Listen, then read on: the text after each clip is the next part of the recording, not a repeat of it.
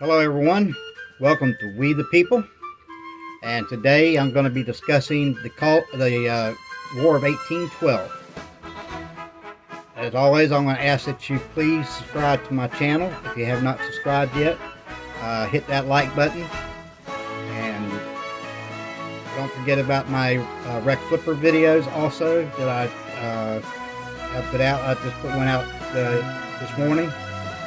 I had some problems with it as far as trying to get pictures and everything in with it, so it's not like it normally is, but it's without pictures, but it still tells what we sold. And I also had a discussion about eBay and U.S. Postal Service. So check out that video on Rex Flippers, and without further ado, we'll go ahead and get started on the War of 1812. First thing I'm going to start out with is the causes of the War of 1812. At the outset of the 19th century, Great Britain was locked in a long and bitter conflict with Napoleon Bonaparte's France. In an attempt to cut off supplies from reaching the enemy, both sides attempted to block the United States from trading with the other. In 1807, Britain passed the Orders in Council, which required neutral countries to obtain a license from its authorities before trading with France or French colonies. The Royal Navy also outraged Americans by its practice of impressment, or removing seamen from U.S. merchant vessels and forcing them to serve on behalf of the British. In 1809, the U.S. Congress repealed Thomas Jefferson's unpopular Embargo Act, which, by restricting trade, had hurt Americans more than either Britain or France. As a replacement, the Non-Intercourse Act specifically prohibited trade with Britain and France. It also proved ineffective, and in turn was replaced with a May 1810 bill stating that if either power dropped trade restrictions against the United States, Congress would in turn resume non-intercourse with the opposing power. After Napoleon hinted he would stop restrictions, President James Madison blocked all trade with Britain that November. Meanwhile, new members of the Congress elected that year, led by Henry Clay and John C. Calhoun, had begun to agitate for war, based on their indignation over British violations of maritime rights as well as British encouragement of Native American hostility against American westward expansion. In the fall of 1811, Indiana's territorial governor, William Henry Harrison, led U.S. troops to victory in the Battle of Tippecanoe. The defeat convinced many Indians in the Northwest Territory, including the celebrated Shawnee of Chief Tecumseh, that they needed British support to prevent American settlers from pushing them further out of their land. Meanwhile, by late 1811, the so-called war hawks in Congress were putting more and more pressure on Madison. And on June 18, 1812, the President signed a declaration of war against Britain. Though Congress ultimately voted for war, both House and Senate were bitterly divided on the issue.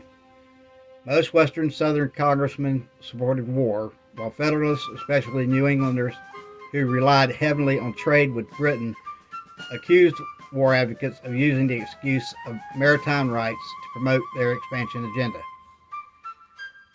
In order to strike Great Britain, U.S. forces almost immediately attacked Canada, which was then a British colony. American officials were overly optimistic about the invasion's success, especially given how unprepared U.S. troops were at the time. On the other side, they faced a well-managed defense coordinated by Sir Isaac Brock, a British soldier and administrator in charge in Upper Canada, known today as modern-day Ontario.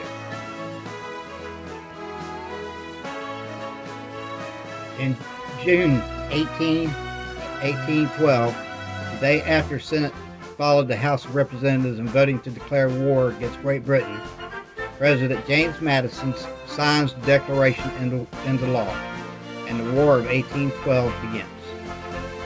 The American War Declaration opposed by a sizable minority in Congress, had been called in response to the British economic blockade of France, the induction of American seamen into the British Royal Navy against their will, and the British support of Indian tribes along the Great Lake frontier.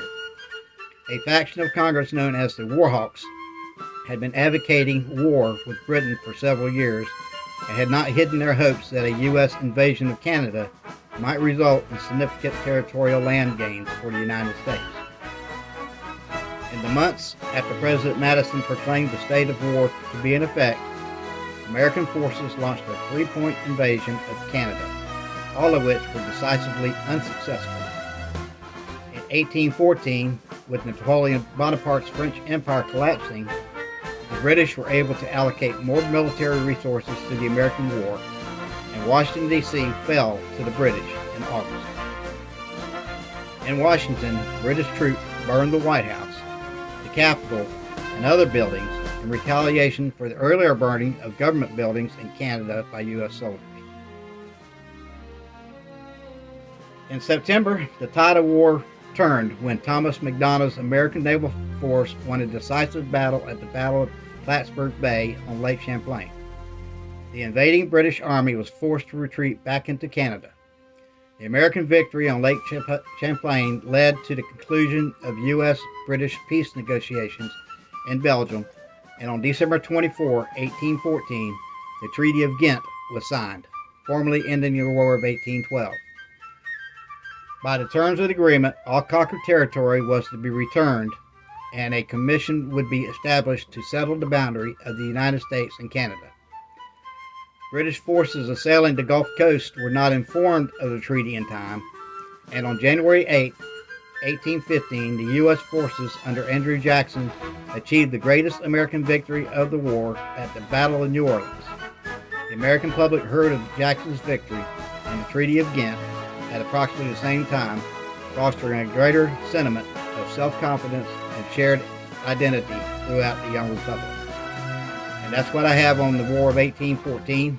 I know it's a short video, but just want to give this information out so that everybody who wasn't aware of the War of 1812 could get more information on it. As always, I'm going to ask you to please subscribe to my channel again, and watch out for later videos coming out. I've got videos coming out on the Louisiana Purchase and the Lewis and Clark expedition. So without further ado, from my family to yours, God bless America. Have a good day.